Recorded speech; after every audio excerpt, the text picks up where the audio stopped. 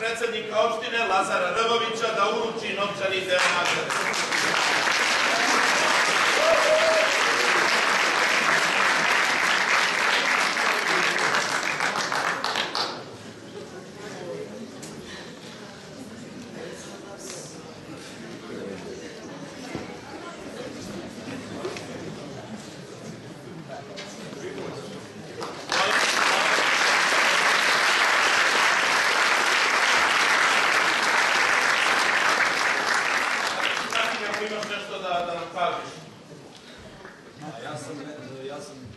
Jako uzbuđen, ne znam sad šta bih rekao. Ja bih pre svega rekao da mi je bilo divno ova 3 dana u Priboju, da su zaista ovde divni ljudi, zahvalio bih se organizatorima festivala kao i predivno druženje sa mojim kolegama koji su zaista bili divni.